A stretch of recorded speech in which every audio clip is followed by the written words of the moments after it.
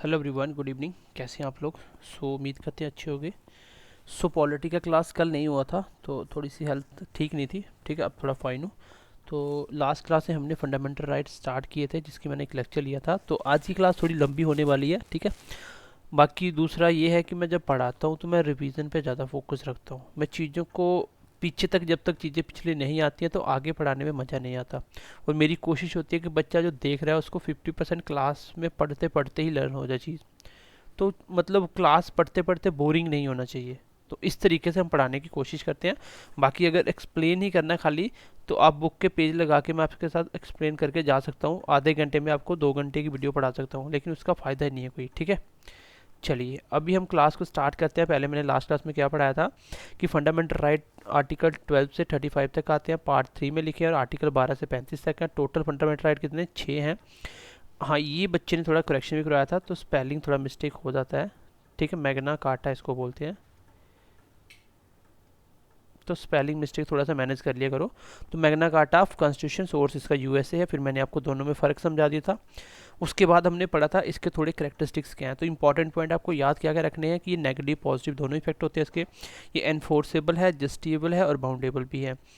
इसके ऊपर भी रिस्ट्रिक्शन लगाई जा सकती है। फिर ये किसका राइट है? ये सिटीजन का राइट है, अगेंस्ट द गवर्नमेंट है। ठीक है, उसके बाद मैंने आपको बताया था कि कुछ आर्टिकल ऐसे हैं ये सिर्फ इंडियन सिटीजन के ऊपर ही वो इम्प्लीमेंट हो सकते हैं, वो उन्हीं को वही उनका फ़ायदा ले सकते हैं। लाइक आर्टिकल 15, 16, 19, 29 एंड 30, ये 5 आर्टिकल हैं जो सिर्फ इंडियन सिटीजन के लिए ही हैं। फंडामेंटल राइट भी अमेंड किए जा सकते हैं, ये हम अभी आज पढ़ने वाले हैं, और इसके रिलेटेड आपको मैं केस भी पढ़ाने वाला हूँ, 2-3 इंपॉर्टेंट। फिर आगे देखिए, मैंने आपको 6 फंडामेंटल राइट बताए। मैंने बोला याद कैसे करना है, EFER। ठीक है, इक्वालिटी का राइट, फ्रीडम का राइट, अगेंस्ट एक्सप्लॉयटेशन का राइट, फ्री रिलीजन का right, education and culture right का, और कॉन्स्टिट्यूशन रेमेडी का। ठीक है, फिर मैंने इसके आर्टिकल भी बताया। एटलीस्ट इतना याद कर लोगे तो फंडामेंटल के आर्टिकल आपके हो जाएंगे। फिर आर्टिकल 31, 33, 34 ये एक्सेप्शन है फंडामेंटल राइट, ये भी हम पढ़ेंगे। फिर आर्टिकल जो 35 है, ये क्या बोलता है? Right to make law on fundamental right by parliament. ये पार्लियामेंट को क्या देता है? राइट देता है कि वो फंडामेंटल के लिए भी कानून बना सकते हैं, इसको ज़्यादा स्ट्रेंथ करने के लिए, इसको ज़्यादा पावरफुल बनाने के लिए, ताकि लोगों को प्रोटेक्ट किया जा सके फंडामेंटल राइट के तहत। चलिए आगे बढ़ते हैं गाइज। अभी हम बात करेंगे आर्टिकल 13 की कर रहे थे। ठीक है, यहाँ तक मैंने आपको समझाया भी था कि ह्यूमन राइट, ये 3 राइट बताए थे। फिर मैंने आपको बताया था आर्टिकल 12 क्या डेफिनेशन बताता है, डेफिनेशन में कौन कौन आता है। ये 2-3 बातें याद रखना, जो भी गवर्नमेंट के रिलेटेड कोई भी काम हो वो सारे किस में आते हैं? वो डेफिनेशन ऑफ स्टेट में आते हैं। जैसे union executive, parliament, state executive, state legislative, local government तक तो पता था आपको ये गवर्नमेंट के हैं। लेकिन अदर अथॉरिटी आ गया। अदर अथॉरिटी में कौन कौन आता है? जहाँ भी गवर्नमेंट का लिंक हो। अगर कोई बैंक भी है, जैसे बच्चे ने बोला था कि सर बैंक है, तो बिल्कुल जो बैंक ही आपके कहीं ना कहीं गवर्नमेंट के रिलेटेड होता है, उसका सेमी गवर्नमेंट बैंक भी होते हैं, वो सारे किसके होते हैं? वो सारे क्या होते हैं? वो सारे अदर अथॉरिटी में आते हैं। ठीक है, अदर अथॉरिटी में आते हैं। फिर हमने पढ़ा था कि कौन नहीं आता, ये मैंने आपको 2-4 बातें बताई थी। ठीक है, उसके बाद हम आर्टिकल 13 स्टार्ट किया था। मैंने बोला था ये क्या है? ये प्रोटेक्शन ऑफ फंडामेंटल राइट है फ्रॉम द अदर लॉज। इसमें जुडिशियल रिव्यू आ जाता है। जुडिशियल रिव्यू मतलब एग्जामिन करना लॉ को बनने से पहले और बाद में, कि क्या ये कहीं ना कहीं कॉन्स्टिट्यूशन के अगेंस्ट तो नहीं है, कॉन्स्टिट्यूशन से बाहर तो नहीं जा रहा, तो उसको जुडिशियल रिव्यू बोला जाता है। ये सुप्रीम कोर्ट या हाई कोर्ट या किसी भी कोर्ट की पावर होती है जुडिशियल रिव्यू की। तो आर्टिकल 13 भी ये राइट देता है, क्योंकि हमें फंडामेंटल राइट प्रोटेक्ट करने हैं, तो उस आर्टिकल 13 भी ये राइट देता है कि अगर कोई भी ऐसा लॉ जो फंडामेंटल राइट के अगेंस्ट है, तो वो आर्टिकल 30 के तहत कोर्ट उसको जुडिशियल रिव्यू में ला सकता है और चेक कर सकता है। फिर आर्टिकल 32 तो है ही है, 2 to 6 किसके लिए? हाई कोर्ट के लिए। फिर आगे मैंने आपको क्या बताया था? हाँ, यहाँ से हम लोग 30 के आगे अलग अलग 4 क्लॉज है, ये पढ़ेंगे। तो आर्टिकल 30 का फर्स्ट क्लॉज क्या कहता है? सबसे पहला क्लॉज कहता है, ये कहता है आपका किसके लिए? Pre constitutional laws. ये कैसा होता है? प्री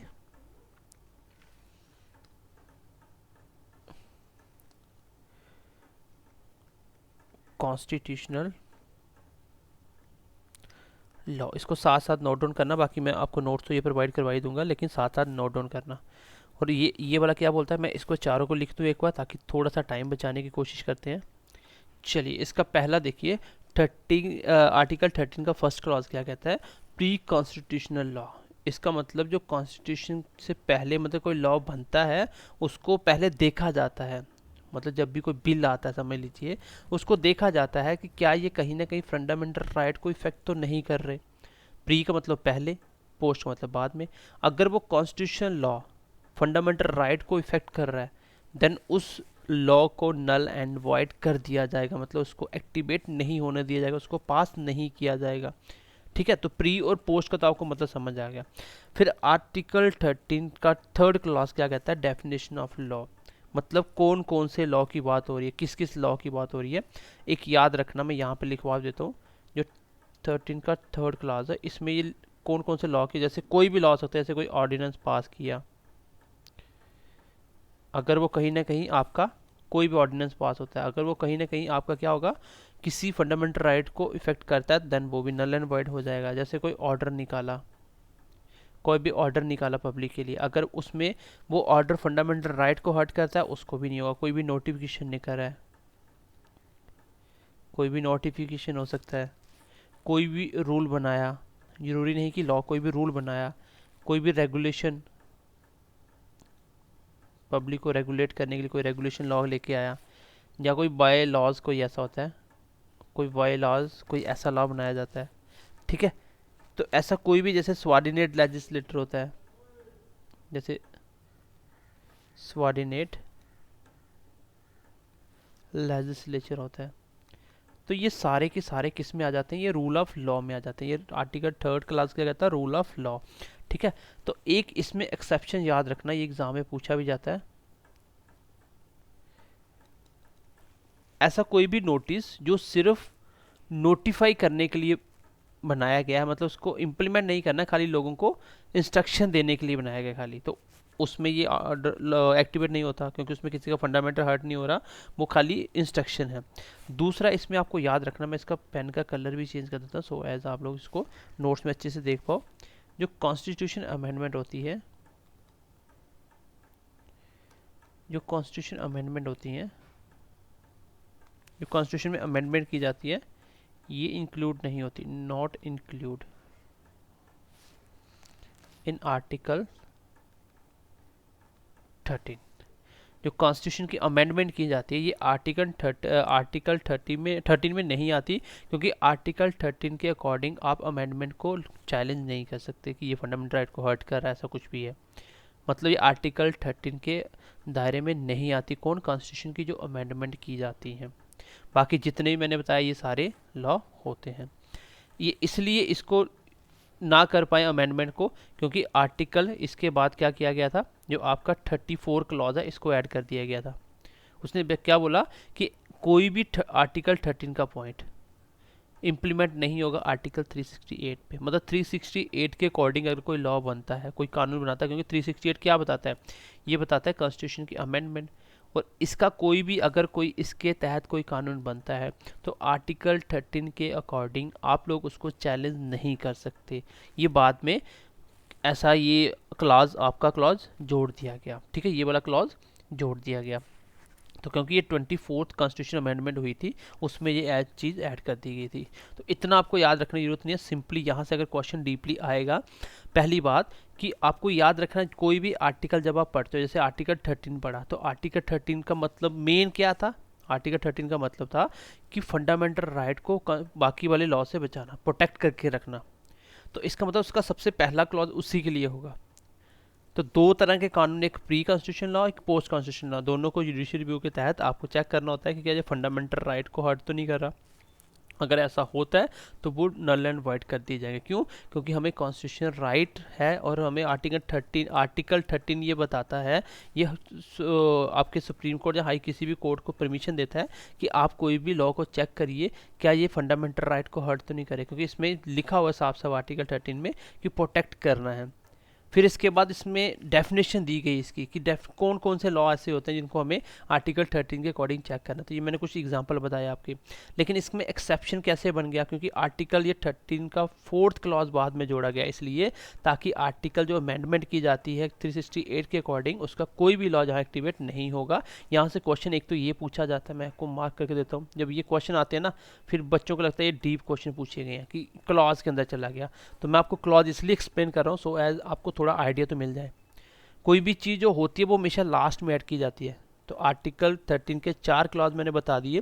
पहले दो दोनों ही बात करता है प्रोटेक्ट करने की, थर्ड में इसकी डेफिनेशन दी गई कि कौन कौन आता है, और फोर्थ में मैंने आपको बता दिया कि ये क्या है, इसका 360 के साथ कोई लेना देना नहीं है, ये इसमें नहीं आता। चलिए अब क्वेश्चन आता है, क्या फंडामेंटल राइट को अमेंड किया जा सकता है? Can fundamental right amendable? तो आंसर होगा yes. After Keshav Nanda case के बाद ऐसा हुआ था। मैं आपको चलिए थोड़े से केस बता देता हूँ कि ये केस क्या थे, ठीक है। चलिए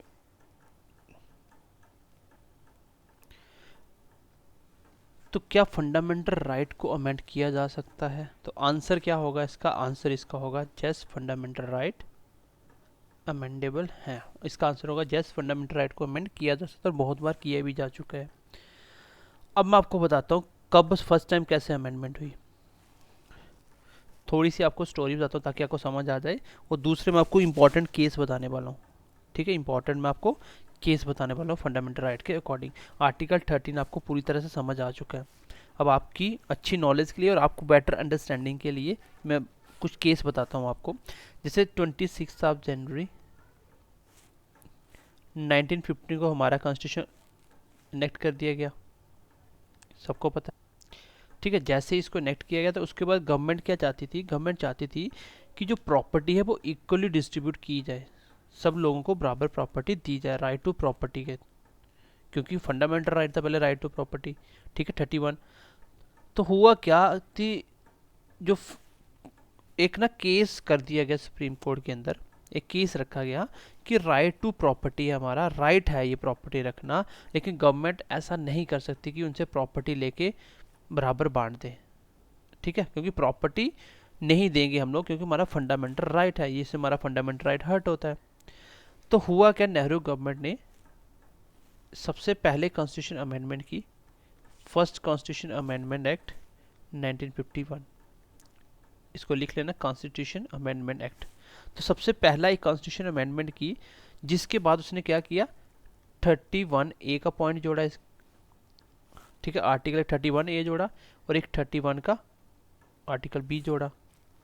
जो आर्टिकल 31 था ये कहता था राइट टू प्रॉपर्टी, और इसके अकॉर्डिंग ही कोर्ट में चैलेंज किया जा रहा था कि राइट टू प्रॉपर्टी हमारा फंडामेंटल राइट है। तो आर्टिकल 31 का एक पहला पॉइंट जोड़ा गया, और आर्टिकल 31 का सेकंड पॉइंट जोड़ा गया। सबसे पहले 31 में क्या बोला गया, इसमें जो भी आपके लैंड रिफॉर्म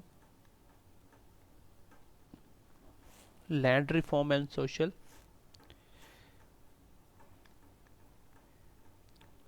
सोशल जस्टिस के जितने भी लॉ होंगे, इसमें बोला गया cannot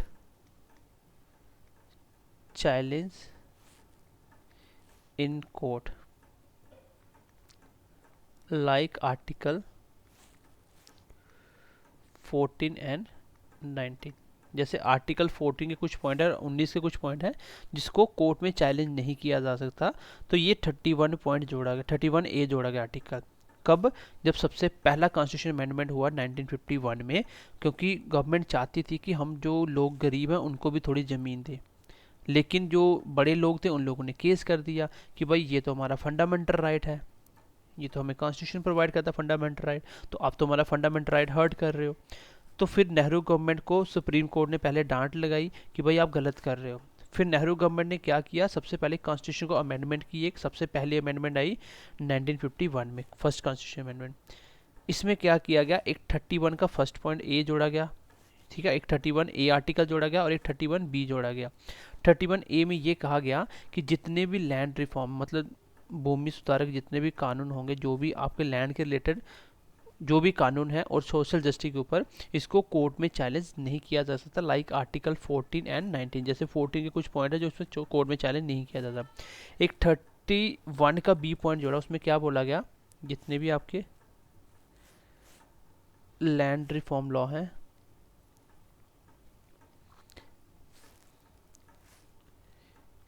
captain 9th schedule of constitution, जो आर्टिकल 31B में क्या बोला गया कि जो आपके लैंड रिफॉर्म लॉ हैं उसको कहाँ रखा जाएगा, इसको 9th शेड्यूल में रखा जाएगा। अब 9th शेड्यूल में कोई भी चीज़ अगर आती है तो इसको कोर्ट में चैलेंज नहीं किया जा सकता, इसको कोर्ट में चैलेंज नहीं किया जा सकता। तो आई थिंक यहाँ तक आपको ये बात तो समझ आ गई कि फंडामेंटल राइट को भी अमेंड किया जा सकता है। जैसे आर्टिकल में राइट टू प्रॉपर्टी को हटा के उसको एक कॉन्स्टिट्यूशन राइट और उसको लीगल राइट बना दिया गया, उसको कॉन्स्टिट्यूशन राइट और लीगल राइट बना दिया गया। तो सबसे पहली अमेंडमेंट की थी नेहरू गवर्नमेंट ने 1951 में, एक land reform social justice regarding, इसको कोर्ट में चैलेंज नहीं किया जा सकता। और दूसरा आर्टिकल जोड़ा गया 31B, इसमें क्या बोला गया, लैंड रिफॉर्म लॉ जो है उसको 9th शेड्यूल में डाल दिया, क्योंकि जो भी चीज़ें 9th शेड्यूल में डाल दी जाएंगी उसको कोर्ट में चैलेंज नहीं किया जा सकता, वो जुडिशियल रिव्यू में नहीं आती। फिर ऐसे क्या हुआ इस केस में, तो यही हो गया कि गवर्नमेंट अब जो चाहे वो कर सकती है, किसी भी कानून में अमेंडमेंट करो, उसको 9th शेड्यूल में डाल दो और कोर्ट तो इसमें रहा ही नहीं कुछ। तो इसके लिए काफ़ी सारे केसेस आना शुरू हो गए। इसलिए मैं आपको सबसे पहला केस पढ़ा रहा हूँ, सबसे फर्स्ट केस की हम बात करेंगे। एक केस आया था, सबसे पहला केस जो आया था एक प्रॉपर्टी के रिगार्डिंग, उसका नाम है शंकरी प्रसाद केस। क्या है,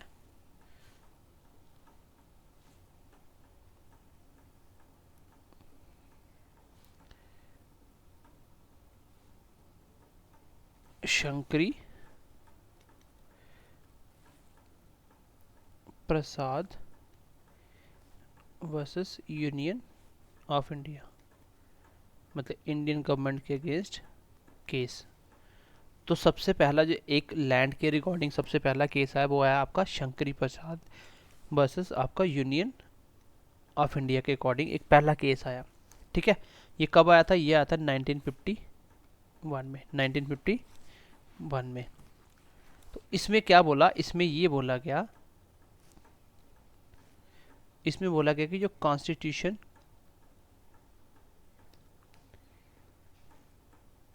amendment is not a ordinary law,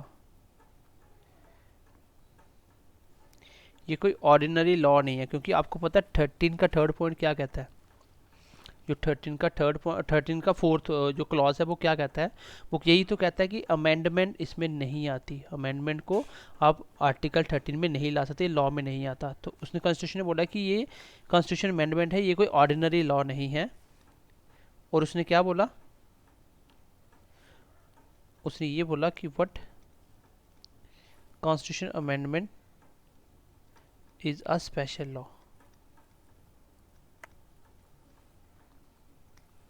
क्या बोला, constitution amendment is not a ordinary law, but constitution amendment is a special law, ये एक स्पेशल लॉ है, ये एक स्पेशल लॉ है। इसके according therefore fundamental right can amendable, कि फंडामेंटल राइट को अमेंड किया जा सकता है। तो आपको एग्जाम में अगर अच्छा क्वेश्चन पूछा गया तो आपसे ये पूछा जाएगा कि जो शंकरी प्रसाद केस था इसके अकॉर्डिंग क्या हम फंडामेंटल राइट को अमेंड कर सकते हैं या नहीं कर सकते। तो आंसर होगा जैसे हम फंडामेंटल राइट को अमेंड कर सकते हैं। फिर इसके बाद एक सेकंड केस आया, एक केस और आया। देखो केस तो पॉलिटी में पढ़ना बहुत इंपॉर्टेंट होता है, लेकिन सारे केस आपको नहीं पढ़ने। एक केस आया आपका सज्जन सिंह केस,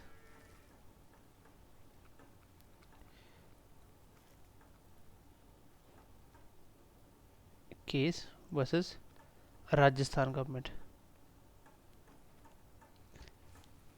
ठीक है, ये आया था आई थिंक 1965 में। क्योंकि देखो उस टाइम पे गवर्नमेंट तो सही थी अपनी जगह, कि वो तो चाहती थी सबके साथ सोशल जस्टिस हो, सबको थोड़ा उनसे जो लोगों ने ज़्यादा बिल्कुल ही जगह घेर के बैठे हुए हैं उनसे लैंड अक्वायर की जाए, एक्विजिशन की जाए लैंड का। लेकिन उसके लिए उन लोगों ने केस कर दिया। अब एक केस है सज्जन सिंह केस, इसमें भी क्या किया गया, इसमें भी सेम डिसीजन दिया गया,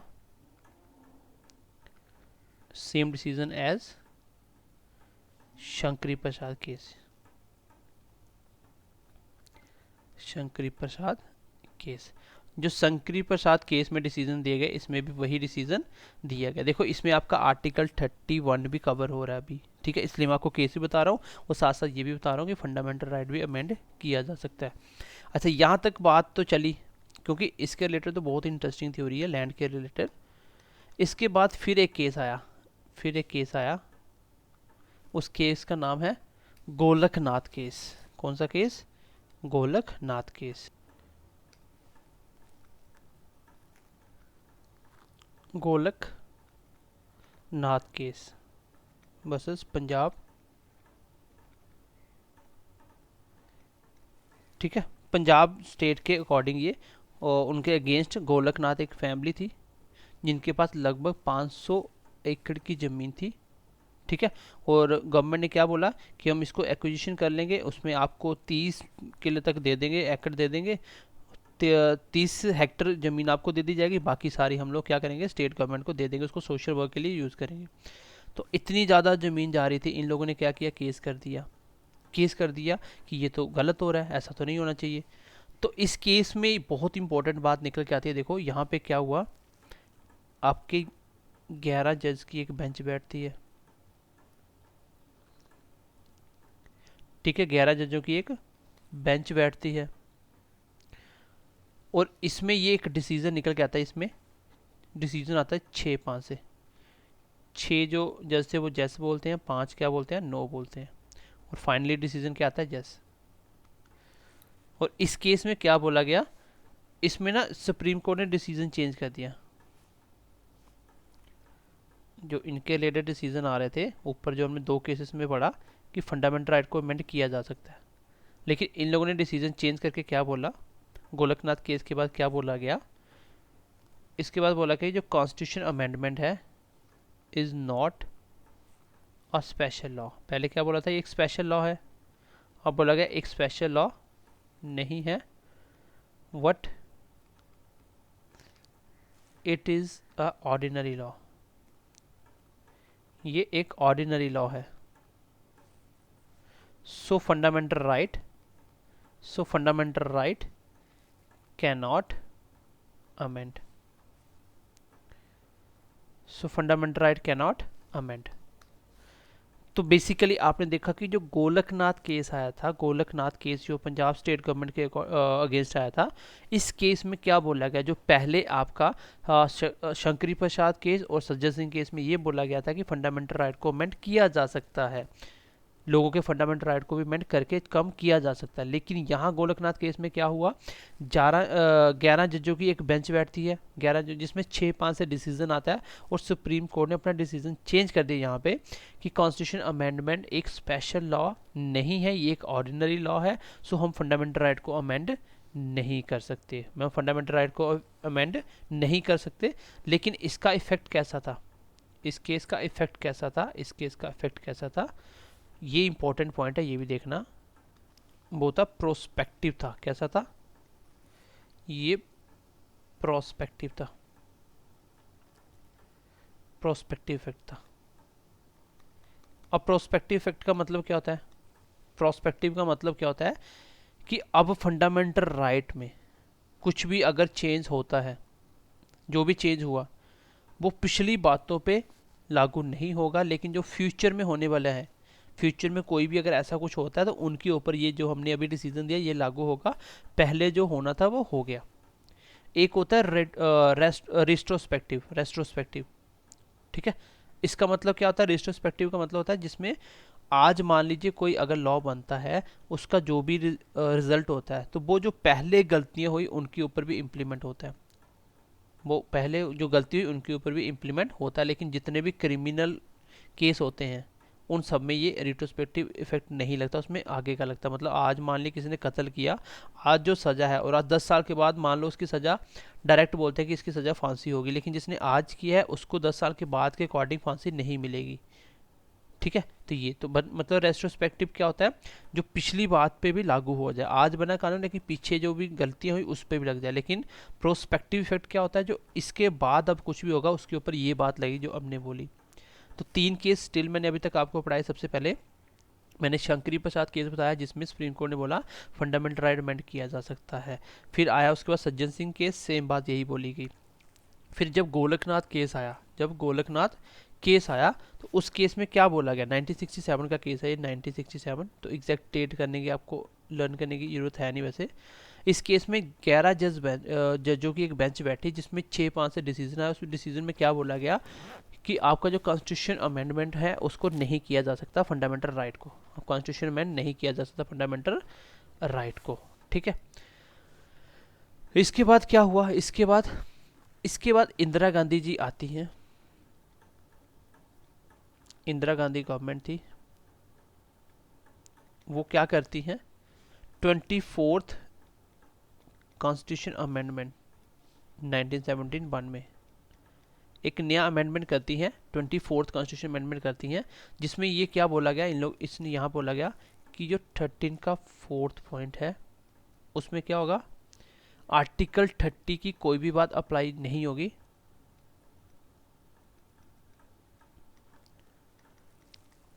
will not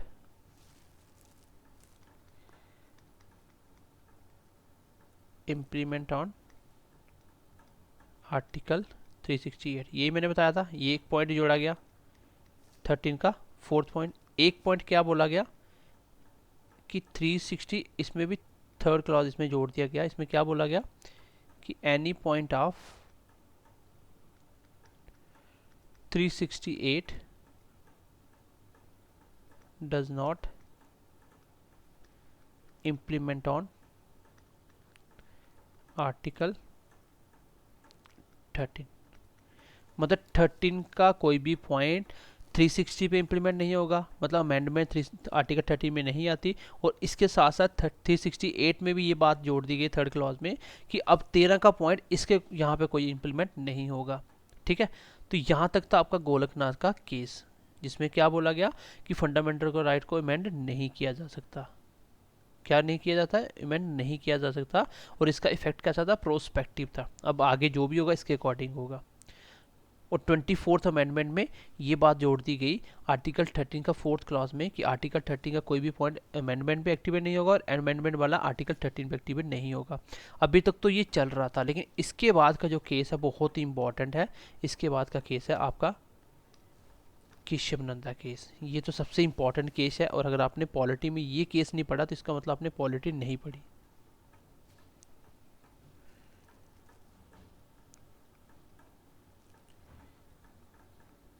Keshav Nanda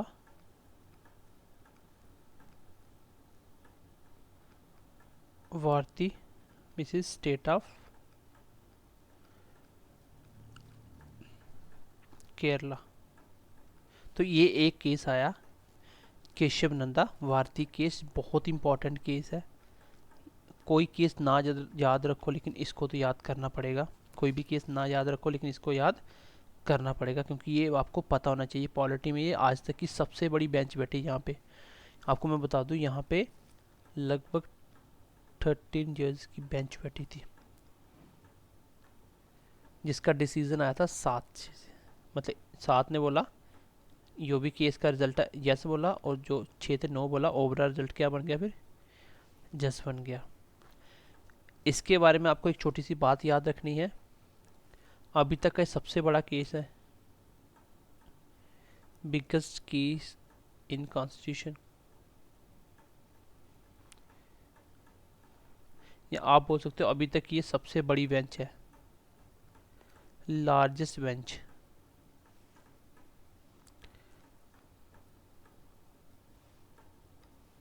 till date तक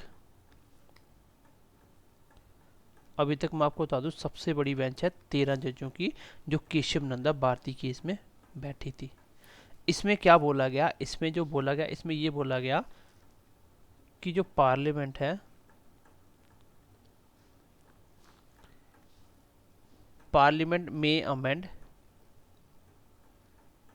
फंडामेंटल राइट। मतलब अभी तक क्या बोला गया था गोलकनाथ में, गोलकनाथ में ये बोला गया कि आप फंडामेंटल राइट को अमेंड नहीं कर सकते।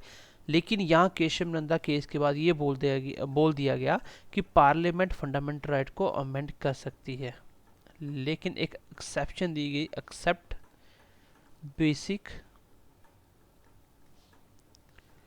बेसिक स्ट्रक्चर ऑफ कॉन्स्टिट्यूशन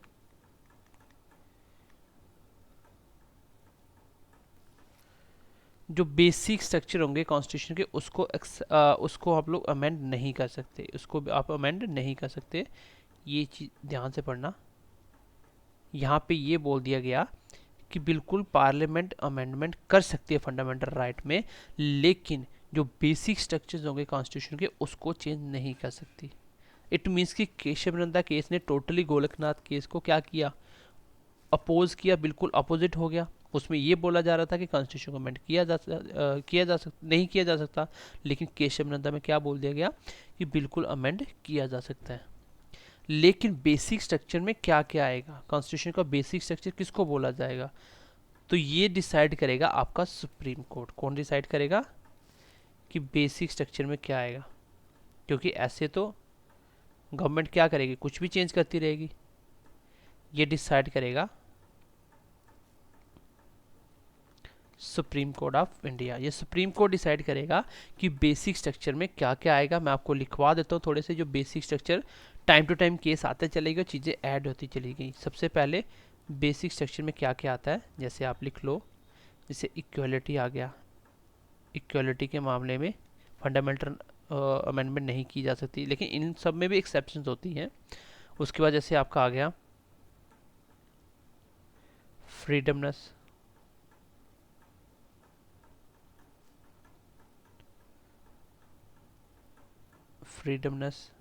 जैसे आपका आ गया जस्टिस को लेके, जैसे आ गया इंडिपेंडेंट जुडिशरी, जो सुप्रीम हाई कोर्ट है, जितने भी कोर्ट है वो इंडिपेंडेंट जुडिशरी है। जैसे पार्लियामेंट्री सिस्टम में, जो पार्लियामेंट्री सिस्टम है ये भी बेसिक स्ट्रक्चर में आता है, इसको अमेंड नहीं किया जा सकता। जैसे फेडरल सिस्टम हो गया,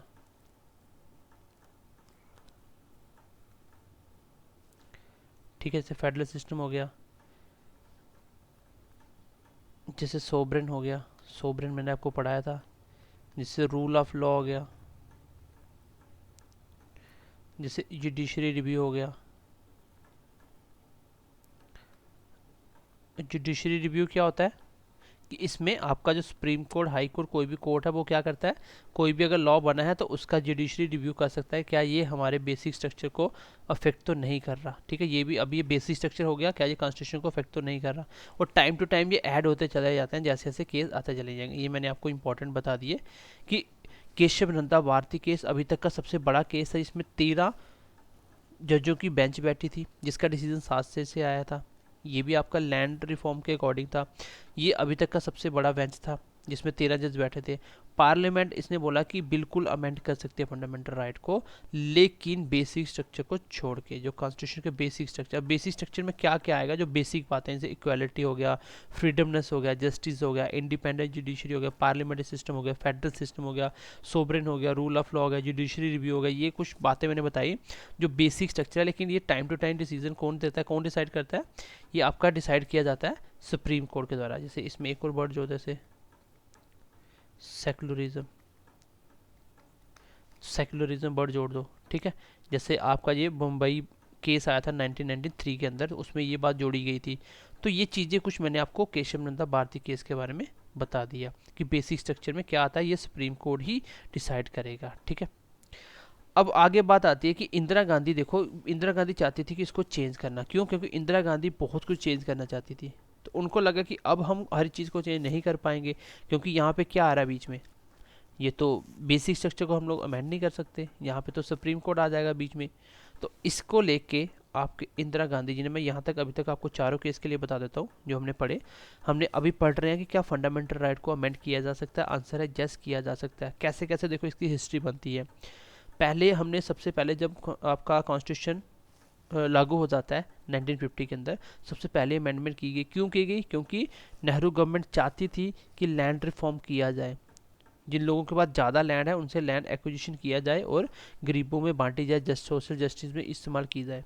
लेकिन वहाँ पे लोगों ने केस कर दिया कि ये तुम्हारा फंडामेंटल राइट है। अब इसको हटाने के लिए सबसे पहले कॉन्स्टिट्यूशन अमेंडमेंट की थी, जिसमें 31 का ए आर्टिकल जोड़ा गया, जिसमें बोला गया कि जो लैंड रिफॉर्म और जो सोशल जस्टिस के जितने भी लॉ हैं, इसको कोर्ट में चैलेंज नहीं किया जा सकता, जैसे कि आर्टिकल 14 और 19 के पॉइंट है।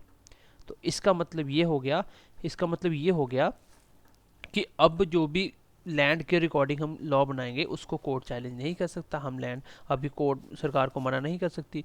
दूसरी बात ये जोड़ी गई आर्टिकल 31 और 30V में, तो ये बोला गया कि लैंड रिफॉर्म है वो उसको 9th शेड्यूल में रख दिया जाएगा। अब 9th शेड्यूल में जो भी आएगा वो क्या होगा, 9th शेड्यूल में जो भी आएगा उसको चैलेंज नहीं किया जा सकता, ये आपको पता होना चाहिए, ठीक है। और लैंड जो 9th शेड्यूल है इसमें मैक्सिमम 95% जो है वो सिर्फ लैंड के रिकॉर्डिंग ही बातें जोड़ी गई हैं, ठीक है। इसके बाद एक एक करके केस आना स्टार्ट हो जाते हैं। मैंने आपको शंकरी प्रसाद केस बताया था, इसमें 1951 में आया। इसमें क्या बोला गया कि फंडामेंटल राइट को अमेंड किया जा सकता है, फंडामेंटल राइट अमेंड किया जा सकता है। दूसरा बाद में आया सज्जन सिंह, इसमें भी यही बोला, लेकिन गोलकनाथ केस 1967 में इसको उल्टा कर देता है। वो बोलता है कि इसको अमेंड नहीं कर सकते, सीधा सीधा मना कर दिया। और इसका इफेक्ट क्या था, प्रोस्पेक्टिव था, ठीक है। ये क्वेश्चन भी एग्जाम में कभी कभी पूछा जाता है। फिर इंदिरा गांधी ने क्या किया, 24th अमेंडमेंट किया।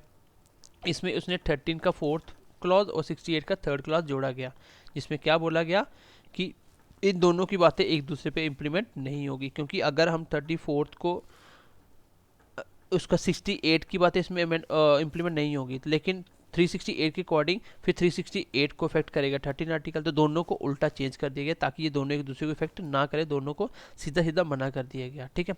अब हम आगे बात करेंगे, ठीक है, आगे बात करेंगे। केशव नंदा हो गया आपका केस। अब इंदिरा गांधी जी क्या करती हैं,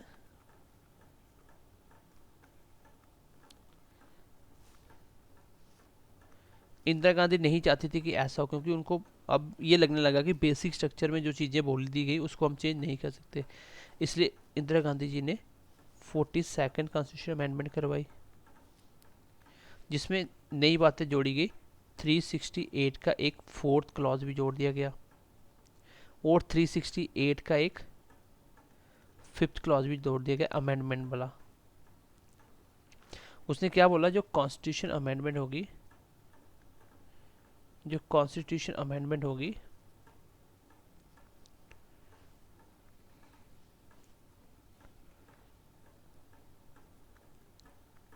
will not question by judiciary. Amendment की बात को, अमेंडमेंट को क्वेश्चन नहीं किया जाएगा जुडिशरी द्वारा। उसके बाद एक ये बोला गया, not restrictions on power of constitution amendment.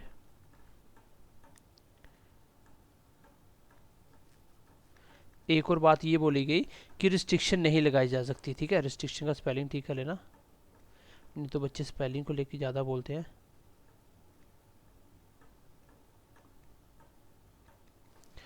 ठीक है, एक तो बोला कि जो कॉन्स्टिट्यूशन अमेंडमेंट होगा उस पर रिस्ट्रिक्शन नहीं लगाई जा सकती। दूसरा क्या बोला कि कॉन्स्टिट्यूशन अमेंडमेंट को क्वेश्चन नहीं किया जा सकता जुडिशरी के द्वारा, ठीक है, नहीं किया जा सकता जुडिशरी के द्वारा। लेकिन एक केस आया इसके ऊपर दोबारा से, एक केस आया क्या, क्योंकि यहाँ पे तो इंदिरा गांधी ने ऐसा काम कर दिया, यहाँ पे तो कुछ भी करते रहे, सुप्रीम कोर्ट तो बीच में आएगी नहीं, जुडिशरी पावर नहीं आ रही यहाँ पे, जुडिशरी रिव्यू नहीं किया जाएगा। तो 42nd अमेंडमेंट के बाद एक केस आया था जिसका नाम था Minerva mills case versus union of India, union of India के ऊपर।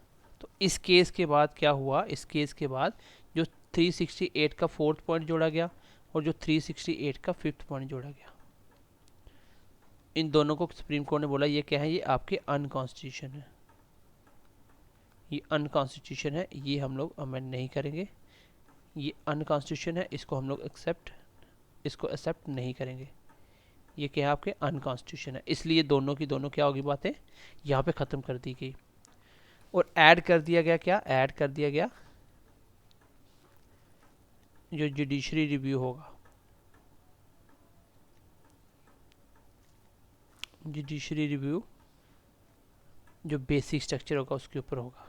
क्योंकि इससे क्या हो रहा था, जो इंदिरा गांधी ने नई अमेंडमेंट की थी इसके अकॉर्डिंग तो जुडिशरी रिव्यू तो रहा नहीं। अब कैसे पता चलेगा कि बेसिक स्ट्रक्चर जो है उनके ऊपर जुडिशरी रिव्यू तो होगा नहीं, तो कोई भी कानून बन जाएगा, क्योंकि इंदिरा गांधी ये नहीं चाहती थी।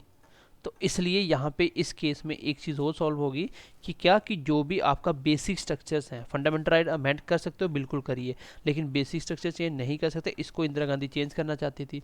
इसके बाद जब एक केस आया था आपका Minerva mills case union of India के अगेंस्ट, तो इस केस में क्या बोल दिया गया सुप्रीम कोर्ट ने, ये जो बात है ये टोटली क्या है, अनकॉन्स्टिट्यूशन है, इसको बिल्कुल नल एंड वॉइड कर दिया जाएगा, ये किसी काम की नहीं है, इसको हम लोग नहीं मानते। तो उसके बाद ये बोल दिया गया कि जुडिशियल रिव्यू बेसिक स्ट्रक्चर पे होगा। ठीक है, बेसिक स्ट्रक्चर पे जुडिशियल रिव्यू होगा। मतलब कुल मिला के हमने जितने भी केस पढ़े अभी तक, ये बात सामने आ गई कि लेजिस्लेचर जो है वो कानून बना सकता है फंडामेंटल राइट पे, लेकिन बेसिक स्ट्रक्चर को चेंज नहीं कर सकता। यहाँ पे क्या हुआ था, ये बेसिक स्ट्रक्चर चेंज होने से बचे, यहाँ पे हो सकते थे, लेकिन जैसे ये केस आया था इसके बाद इसको अनकॉन्स्टिट्यूशनल बोल के ख़त्म कर दिया गया और इसमें जुडिशियल रिव्यू ऐड कर दिया गया। इसमें जुडिशियल रिव्यू ऐड कर दिया गया, मतलब आर्टिकल 13 में क्या हुआ, जुडिशियल रिव्यू भी आ गया अभी। ठीक है, उसके बाद यहाँ तक तो हो गया आपका 31A की बात मैंने आपको बता दी सारी। ठीक है, यहाँ पे ये हो गया ना, तो 31A का तो ये तो आ गया कि कोर्ट चैलेंज नहीं कर सकता। अभी तक सारी बातें क्लियर हो गई क्या, कि आर्टिकल 13 के अकॉर्डिंग, सो जो 31A है इसमें क्या हुआ, जितने लैंड रिफॉर्म लॉ हैं उनके ऊपर कोर्ट चैलेंज कर सकता है। किसके अकॉर्डिंग, जुडिशरी रिव्यू के अकॉर्डिंग। जुडिशरी रिव्यू के अकॉर्डिंग कोर्ट अगर बेसिक स्ट्रक्चर को चेंज किया जा सकता है तो वो कोर्ट उस पर जुडिशरी रिव्यू ले सकता है। अब नाइन्थ जो 31 का बी है वो क्या है, जो 31B आर्टिकल है वो क्या बोलता है, 31B आर्टिकल क्या बोलता है, इसको मैं एक बार रिवाइज करूंगा, हो सकता है काफ़ी बच्चों के ऊपर जा रहा होगा ऊपर ऊपर से। ठीक है, इसमें क्या बोला गया, जो 31B है मैंने आपको बता भी दिया ये आर्टिकल क्या बोलता है, जितने भी लैंड रिफॉर्म लॉ हैं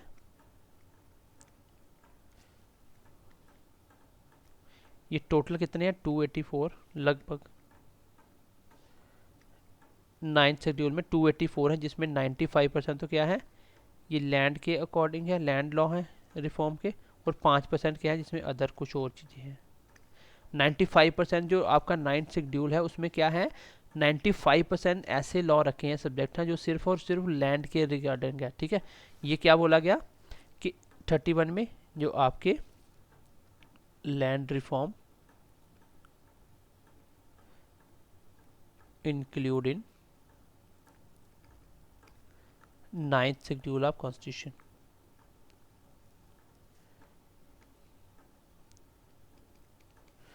ठीक है, अभी तक तो 31A की बात चल रही थी कि कोई भी अगर अमेंडमेंट होगा तो उसमें क्या होगा, उसमें कॉन्स्टिट्यूशन क्वेश्चन नहीं करेगा। वो सब कुछ क्लियर हो गया कि फंडामेंटल राइट अमेंड किए जा सकते हैं, फंडामेंटल राइट को अमेंड किया जा सकता है, लेकिन उसके ऊपर क्या होगा, बेसिक स्ट्रक्चर को चेंज नहीं किया जाता उसमें, क्योंकि जुडिशियल रिव्यू ऐड हो गया था। अब बेसिक स्ट्रक्चर को देखने के लिए सुप्रीम कोर्ट है अभी, ठीक है, वो चेक कर सकती है।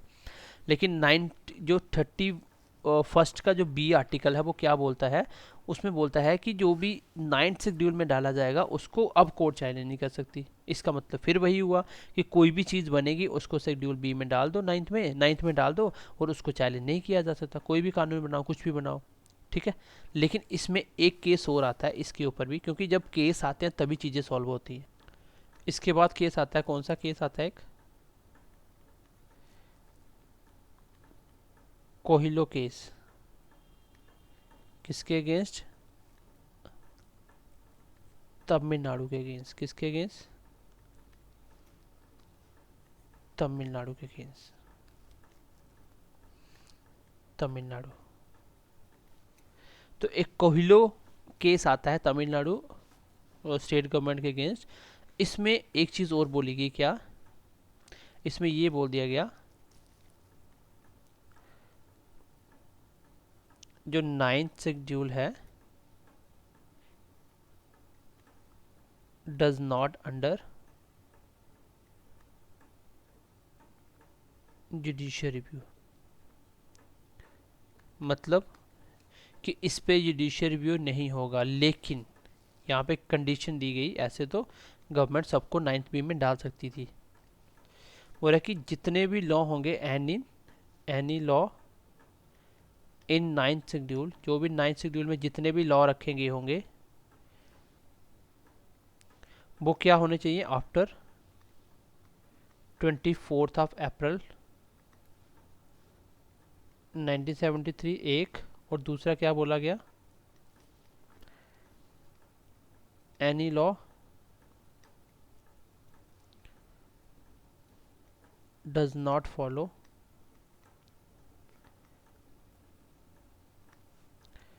basic structure, then it will come under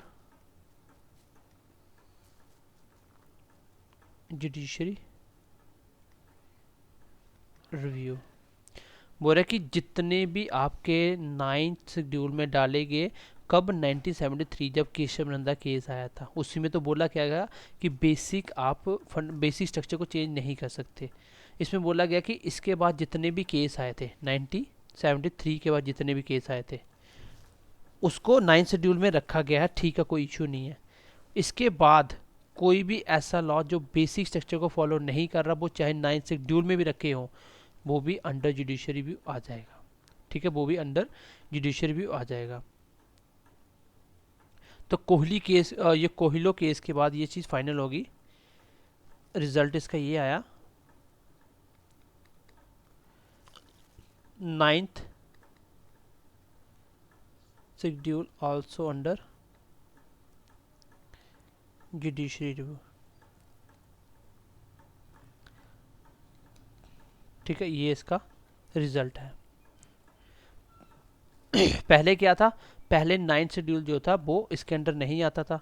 ठीक है, कोहली केस में ये नहीं बोला गया था, मैं बताता हूँ। पहले ये नहीं आता था, पहले ऐसा था। फिर इसको बोला गया कि ठीक है 9th शेड्यूल में ऐसा अगर ऐसा हुआ तो फिर तो गवर्नमेंट कोई भी अगर लॉ बना के वो 9th शेड्यूल में डाल देगी, तो ऐसे तो कोई भी कोर्ट इसमें जुडिशियल रिव्यू के अकॉर्डिंग देख ही नहीं सकता गलत क्या सही क्या, बोल ही नहीं सकता, कुछ भी क्वेश्चन नहीं कर सकता। फिर यहाँ पे सुप्रीम कोर्ट ने क्या बोला कोहिलो केस के बाद, ये बोला कि जो 9th शेड्यूल है इसको हम जुडिशियल रिव्यू में नहीं लेके आ रहे, लेकिन एक चीज़ है, अगर ये बेसिक स्ट्रक्चर को क्या करेगा, इफेक्ट करेगा, तो ये जुडिशियल रिव्यू में लेके आया जाएगा। लेकिन ये केस कब का होना चाहिए, ये 9th शेड्यूल में ऐड हुआ चाहिए, कब, 1973 के बाद, क्योंकि जो गोलकनाथ के उसका केशव नंदा केस आया था वो 24 अप्रैल 1973 में इसका डिसीजन आया था। इसके बाद अगर कोई चीज़ 9th शेड्यूल में डाली गई है और वो बेसिक स्ट्रक्चर को क्या कर रही है, इफेक्ट कर रही है, देन ये जुडिशियल रिव्यू के अंडर आ जाएगी। तो जुडिशियल रिव्यू इसको चेक कर सकता है। मतलब अगर आपको पूछा जाए कोहिलो केस के बाद क्या 9th शेड्यूल को रिव्यू किया जा सकता है जुडिशियल रिव्यू, तो आंसर होगा यस। ऐसे देखो ये क्वेश्चन यूपीएससी में पूछा गया है, क्या 9th शेड्यूल जुडिशियल रिव्यू के अंडर आता है, तो बिल्कुल आता है। किसके अकॉर्डिंग, कोहिलो केस। अगर कंडीशन ये है कि वो केस जब भी वो ऐड हुआ होना चाहिए वो 1973 के बाद ऐड हुआ होना चाहिए, इससे पहले जो ऐड हो गया वो हो गया, उसको छोड़ दो। दूसरा, अगर वो बेसिक स्ट्रक्चर को इफेक्ट कर रहा है तब ये आपका 9th शेड्यूल भी किसके अंडर आ जाएगा, जुडिशियल रिव्यू के अंडर आ जाएगा। ऐसे जुडिशियल रिव्यू के अंडर नहीं आता। सिर्फ दो ही कंडीशन है कि अगर कोई भी लैंड रिफॉर्म वाले कोई भी कानून बना है जो 1973 के बाद, अगर ये 9th शेड्यूल में डाला गया है और ये बेसिक स्ट्रक्चर को इफेक्ट करता है, देन ये केस किस में आ जाएगा, ये जुडिशियल रिव्यू के अंडर आ जाएगा। तो ये सारी कहानी थी आपकी कि फंडामेंटल राइट को अमेंड किया जा सकता है। मैंने कुछ इंपॉर्टेंट केस बताए, ये बहुत ही इंपॉर्टेंट है, इसलिए मैं आपको समझाने की कोशिश कर रहा हूँ। यहाँ तक तो आपने लॉ पढ़ ली है, ठीक है। अब मैंने सिर्फ एक छोटा सा क्वेश्चन पूछा कि फंडामेंटल राइट अमेंड किए जा सकते हैं, आंसर होगा बिल्कुल। तो मैंने थोड़ी हिस्ट्री बताना स्टार्ट करी। मैंने बोला देखो कैसे कैसे अमेंडमेंट हुई। सबसे पहले 1950 में कॉन्स्टिट्यूशन को इम्प्लीमेंट कर दिया गया, इनेक्ट कर दिया गया। सबसे पहले जब नेहरू गवर्नमेंट चाहती थी कि क्या करें, जो जिसके पास बहुत ज़्यादा लैंड है उनको उनका एक्विजिशन करके थोड़े गरीबों में बांटी जाए, थोड़ा जो सोशल जस्टिस के लिए काम में लिया जाए। लेकिन वहाँ पे केस आना शुरू हो जाते हैं। तो जब केस आता है सुप्रीम कोर्ट में, तो सुप्रीम कोर्ट क्या करती है, नेहरू गवर्नमेंट को फटकार लगाती है कि ये गलत है। तो उसके बाद फिर नेहरू गवर्नमेंट क्या करती है, पहला कॉन्स्टिट्यूशन अमेंडमेंट कर देती है, जिसमें वो राइट टू प्रॉपर्टी को ख़त्म करके आर्टिकल 31A ऐड करती है। बोलती है कि जो लैंड रिफॉर्म हो, जो सोशल जस्टिस जितने भी लॉ होंगे उसको कोर्ट में चैलेंज नहीं किया जा सकता, लाइक आर्टिकल 14 एंड 19।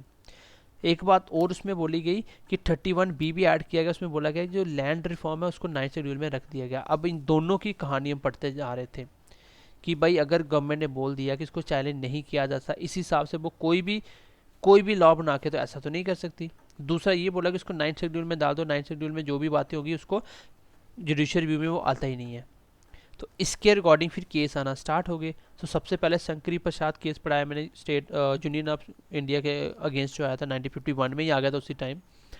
इसमें ये बोला सुप्रीम कोर्ट ने कि फंडामेंटल राइट को अमेंड किया जा सकता है, मतलब गवर्नमेंट फंडामेंटल राइट को अमेंड कर सकती है। फिर उसके बाद सज्जन सिंह केस आया, इसमें भी यही बोल दिया गया कि बिल्कुल कर सकती है। लेकिन जब गोलकनाथ केस आया पंजाब गवर्नमेंट के अगेंस्ट, जहाँ पे 500 हेक्टर ज़मीन थी लगभग इस बंदे के पास, ठीक है। अब हेक्टर एकड़ जो है मेरे को पता नहीं कितनी होती है, ठीक है। तो 500 थी, 500 में से उसने बोला कि 30 इनको दे दो, बाकी 570 हम लोग अपने सोशल काम के लिए लगाएंगे, इसको गवर्नमेंट के अंडर कर देंगे, स्टेट गवर्नमेंट के। तो यहाँ पे 11 जज की बेंचेस बैठी थी। तो इसमें ये डिसीजन आया कि भाई फंडामेंटल राइट को अमेंड नहीं किया जा सकता। इसमें ये बोला गया कि फंडामेंटल राइट को अमेंड नहीं किया जा सकता, लेकिन उसने ये भी बोला कि इसका इफेक्ट प्रोस्पेक्टिव होगा, मतलब पहले जो गवर्नमेंट ने किया कर दिया, उससे हमें लेना देना नहीं है। अब इन फ्यूचर आज के बाद जो आज हुआ और उसके बाद फंडामेंटल राइट को हम अमेंड नहीं कर सकते, इसके अकॉर्डिंग जो पहले हो गया उसको हम लोग नहीं देख रहे। तो इफेक्ट कैसा है, प्रोस्पेक्टिव।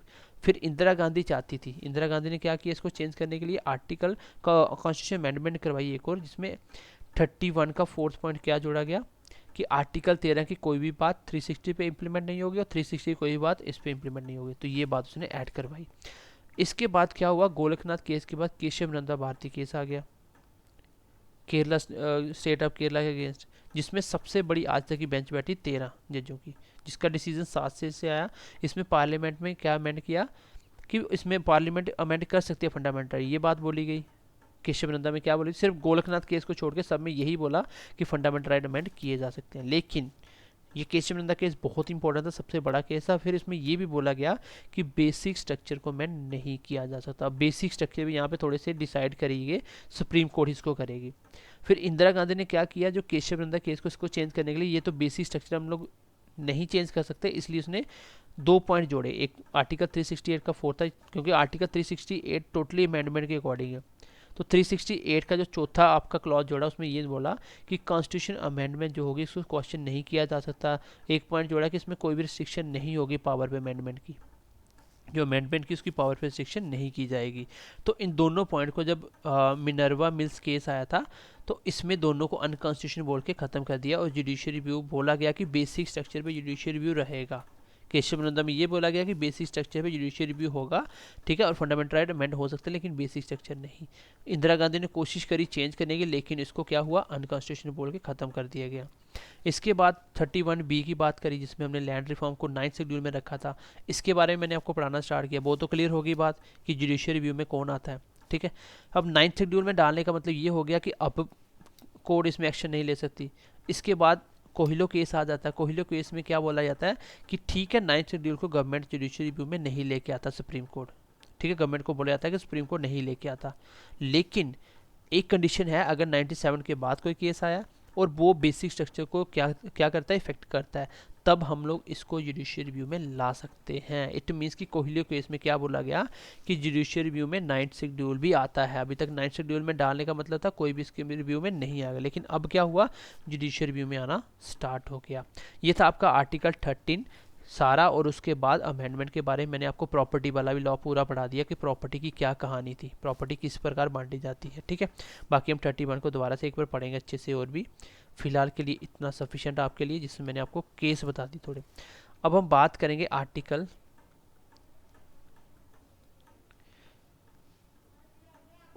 14 से लेके 18 तक की। ये क्या बताता है, ये है आपका right to equality, right to equality, right to equality की बात करता है आर्टिकल 14 से लेके 18 तक। सबसे पहले यही हमने पढ़े थे, 12 और 13 तो एक्स्ट्रा मैंने बताया नहीं था, वो मैंने डिटेल में पढ़ा दिया। अब हम पढ़ेंगे आर्टिकल 14 से लेके 18 तक की बात, आर्टिकल 14 से लेके 18 तक की बात। चलिए आर्टिकल 14 को पढ़ना स्टार्ट करते हैं। मैंने पहले ही बोला था क्लास लंबी होगी, चलिए कोई बात नहीं, कोशिश कर रहे हैं आपको थोड़ा डिटेल में पढ़ाने की चीज़ें। आर्टिकल 14, आर्टिकल 14 की बात करें तो ये किसकी बात करता है, आर्टिकल 14 बात करता है आपकी राइट टू इक्वलिटी की, राइट टू इक्वलिटी की बात करता है, ठीक है। राइट टू इक्वलिटी, इसमें कौन कौन से राइट आ जाते हैं, ऑल टाइप ऑफ इक्वलिटी, इसमें हर तरह की इक्वलिटी आ जाती है, इसमें कोई पर्टिकुलर बात नहीं कि जितनी भी इक्वलिटी सारी इसमें आ जाती है। फिर जो आर्टिकल 15 है, वो किसकी बात करता है? वो बात करता है आपके सोशल इक्वालिटी की। फिर आर्टिकल जो 16 है वो किसकी बात करता है? ये बात करता है equality in public employment. Public employment, ये है सोशल जस्टिस की, ये है पब्लिक एम्प्लॉयमेंट की, नौकरी के रिगार्डिंग। आर्टिकल 17 क्या बात करता है? वो बात करता है अनटचेबिलिटी की। अनटचेबिलिटी की, जब बोलता है एवोल्यूशन ऑफ अनटचेबिलिटी। हो सकता है आज की क्लास आपको थोड़ी सी बोरिंग लगे, लेकिन यहाँ पे मैंने आपको बहुत ही इंपॉर्टेंट बातें बताई। सिर्फ आपको आर्टिकल 12 और 13 के रिकॉर्डिंग प्लस अमेंडमेंट हो सकती नहीं, कैसे अमेंडमेंट पॉसिबल हुई, क्या क्या हो सकता है, किस तरह से अमेंडमेंट की जा सकती है। फिर हम अगर बात करें आर्टिकल 18 की, इसमें बोला जाता है एवोल्यूशन ऑफ टाइटल। एवोल्यूशन होता है ख़त्म करना, टाइटल का एवोल्यूशन करना। ये है कुछ आर्टिकल जिसको हमें पढ़ना है के करके। आर्टिकल 14 से लेकर 18 तक इक्वालिटी की बात करता है। जो आर्टिकल 14 है वो सीधा बोलता है हर प्रकार की equality, social equality, employment, untouchability, title, जो भी है सब कुछ। लेकिन आर्टिकल 15 पर्टिकुलर बात करता है सोशल इक्वालिटी की। आर्टिकल 16 पर्टिकुलर बात करता है पब्लिक एम्प्लॉयमेंट में, जो नौकरियों में होता है रिजर्वेशन, ये भी हम इसमें डिटेल में पढ़ेंगे। फिर आर्टिकल 17 बात करता है अनटचेबिलिटी की, छुआछूत की। और आर्टिकल 18 बात करता है एवोल्यूशन ऑफ टाइटल की। ठीक है, तो ये जो आर्टिकल हैं सारे, तो इसको हम लोग एक एक करके सबको पढ़ेंगे। और अगली क्लास को हम कोशिश करेंगे ये सारे आर्टिकल पढ़ने की। आपको देखो हमने 30, आज सिर्फ हमने एक ही आर्टिकल पढ़ा है, लेकिन उसमें मैंने आपको प्रॉपर्टी वाला भी आर्टिकल बता दिए और इम्पोर्टेंट थोड़े केस बताए। ठीक है, इसको डिस्कस करने में थोड़ा टाइम लग गया। तो ऐसे ही चीज़ों को डेप्थ में पढ़ना होता है, अगर रियलिटी में देखो तभी ये चीज़ें समझ आती हैं। अदरवाइज अगर मैं एक एक आर्टिकल ये जो लिख दिया ना, ये खत्म हो गए, 14, 15, 16, 17, 18 क्या बोलते हैं, खत्म हो गया। लेकिन इनके अलग अलग इसके इंपॉर्टेंट होने वाले केस, जैसे अब आप देखो आर्टिकल 15 और 16 पढ़ोगे ना, आपको समझ आएगी कि रिजर्वेशन क्या चीज़ होती है, क्यों दी गई है, क्या वजह होती है, किसको दे के दी गई है, ये गलत है कि सही है। ये तो देखो, अगर मैं बात करूँ कि जो रिजर्वेशन दिया गया, तो वो राइट टू इक्वलिटी को तो नहीं बताता, क्योंकि राइट टू इक्वलिटी बोलते सबको एक जैसा मिलना चाहिए, लेकिन सबको तो रिजर्वेशन नहीं मिल रहा, ये तो इसका अगेंस्ट हो गया। तो ये चीज़ें आप लोग अगली क्लास में सीखोगे। ठीक है, आज की क्लास भी थोड़ी चलिए लंबी होगी, कोई इशू नहीं है, क्लास लंबी ही हुआ करेगी। और आपको अगली क्लास इससे भी लंबी होगी, जिसमें यहाँ पे हम लोग 18 तक आर्टिकल खत्म करेंगे। फंडामेंटल राइट के बाद हम डायरेक्टिव प्रिंसिपल स्टेट पॉलिसी पढ़ेंगे, फिर आपके डायरेक्ट फंडामेंटल ड्यूटीज़ पढ़ेंगे। देन उसके बाद यहाँ तो 1 से लेकर 12 तक आर्टिकल पढ़ेंगे, 11 तक। और जहाँ उसके बाद हम लोग क्या करेंगे, आपके प्रेसिडेंट वगैरह को पढ़ना स्टार्ट करेंगे। ठीक है, जो पॉलिटी का इंपॉर्टेंट पार्ट है अब हम वही पढ़ रहे हैं। कॉन्स्टिट्यूशन हमने साथ साथ पढ़ रहे हैं, पॉलिटी भी पढ़ रहे हैं, दोनों चीज़ों को पढ़ रहे हैं। गवर्नेंस भी इसी के अंदर हम पढ़ रहे हैं। ठीक है, तो आप थोड़ा सा पेशेंस रखिए, हम लोग इसको अच्छे तरीके से ख़त्म करेंगे, कोई इशू नहीं है। ठीक है, तो चलिए मिलते हैं अगली क्लास में। Bye bye, take care. और हो सकता है आज की क्लास आपको थोड़ी बोरिंग लगी हो, लेकिन मैंने कोशिश करी चीज़ें आपको समझाने की। तो मिलते हैं अगली क्लास में। Bye bye, take care.